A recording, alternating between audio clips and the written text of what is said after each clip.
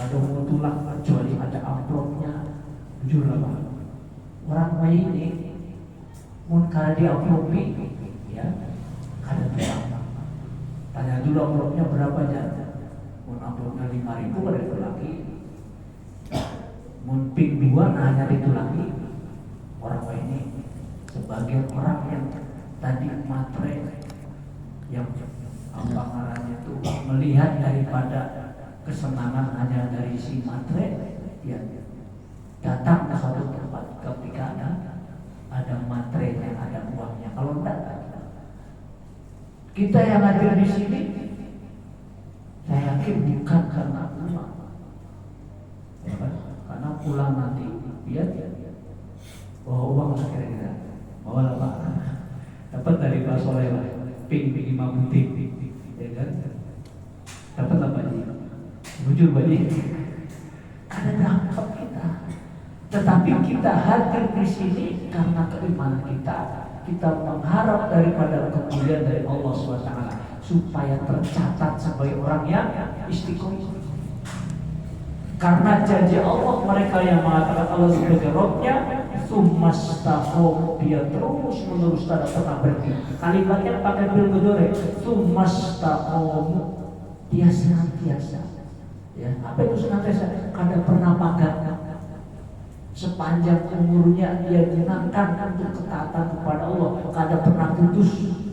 Maka Allah kemudian menjanjikan kepada mereka, tatanazzalu alaihimul malaikah, turun kepadanya malaikat.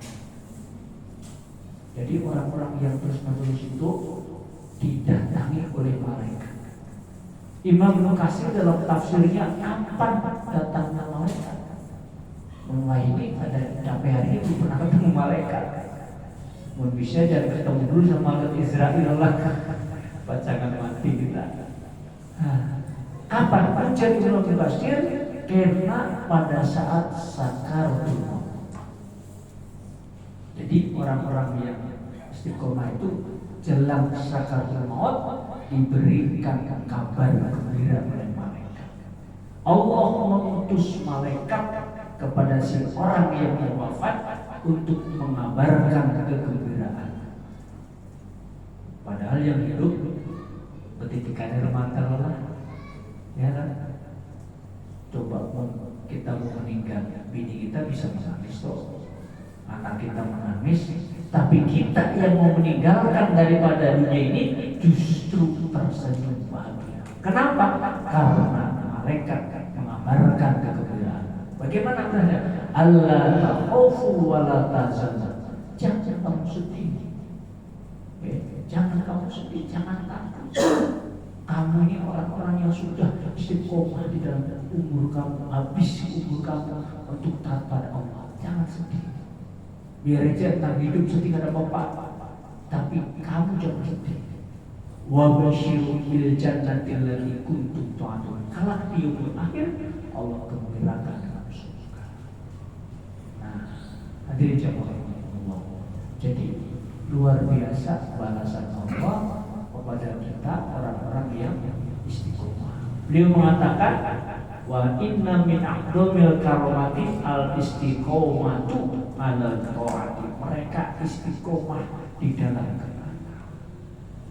Ya. Bi fi'lil ma'murati asyara'iyati, yaitu dia senantiasa melakukan daripada apa yang diperintahkan oleh Allah SWT sesuai dengan syariatnya. Jadi kayak kita datang pada maghrib sampai isya karena kita mengharap daripada ridho Allah Subhanahu wa Ta'ala. Ada kemuliaan yang Allah berikan. Ujar Nabi, mereka orang yang hadir pada majelis ilmu di antara pada maghrib sampai isya, maka pahalanya laksana ibadah separuh malam. Kemuliaannya. Ya, kemudian orang-orang yang hadir pada maghrib sampai isya, padahal kita ngaji berapa menit? Ya pada sampai 40 menit, setengah jam, 40 menit paling malas. Tapi Allah berikan balasan berlipat-lipat, laksana kita ibadah separuh malam. Hadirin rahimakumullah. Wajtinabil mahrumati, dan kemudian dia senantiasa meninggalkan daripada apa yang diharamkan oleh Allah Subhanahu wa taala. Jadi orang-orang yang istiqomah itu yang pertama senantiasa menggawe daripada ketaatan kepada Allah. Apa yang diperintah oleh Allah kita gawe, dan apa yang kemudian diharamkan itu kita tinggalkan. Itu ciri orang yang istiqomah. Dan yang ketiga, wa munhiyati, serta dia kemudian meninggalkan dari apa yang dilarang oleh Allah Subhanahu wa taala. Hadirin rahimakumullah. Kemudian dalam penjelasan, Utsman bin Affan radhiyallahu pernah menasihati kepada kita. Wajada halawatul ibadah fi arba'atin asya'u jasidin.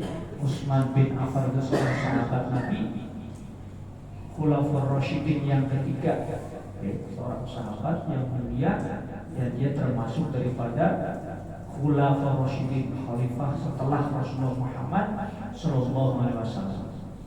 Apa jasidin? Wajada halawatul ibadah, akan mendapatkan apa itu yang disebut dengan halawatul ibadah, nikmatnya daripada ibadah. Hadirin rahimakumullah. Kadang-kadang godaan dunia ini memang teramat sangat mensilaukan kepada mata kita. Makanya kita hati-hatilah terhadap dunia. Bagaimana kemudian agar kita tidak silau kepada dunia? Yang pertama, ujar para ulama, jadilah diri kalian menjadi orang-orang yang zuhud.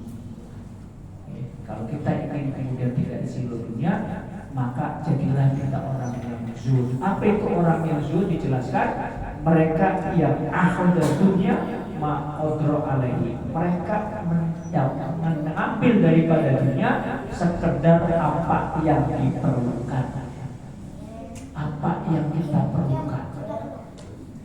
Kalau dia pegawainya di tanah bumbu, ya balah perlu mobil, dia tukar mobil, ya kan? Ya, ini rumah dia, kemudian kantornya di rumah, tukar mobil 8 butik mobil. Kira-kira lebihan kurang kait menurut Pak Haji. Kantor kita kesambut lawan rumah, dia tukar mobil 8, maka Pajero berataan kira-kira lebih kurang kait menurut dia.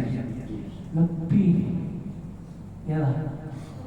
Jangkanya yang 7 itu harta pian disedekahkan kepada orang miskin. Kemudian pian ganakan di mobil, nang 8 itu, nang 7 itu gasan apa aja? Gasan apa pian? Jangan-jangan gasan kesombongan. Oh, kada kau apa ya? Kada bisa seperti Haji Anom ya. Mobilnya ada 8. Justru kemudian ada muncul kesombongan kita. Berjurus mobil kayak showroom 8, kantor 3 rumah. Menurut dia cocoklah. Berarti tidak zuhud. Zuhud itu apa? Mengambil sedemikian keperluan atas keperluan kita. Ya kalau perlunya 1, ambil 1.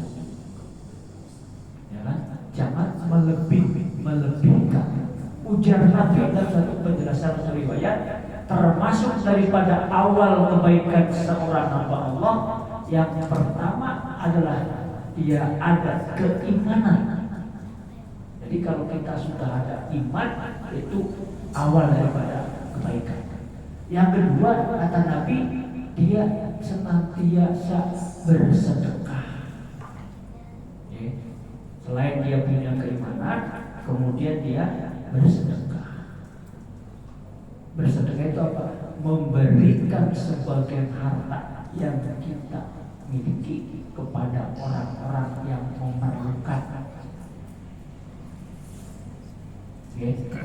Ada satu kisah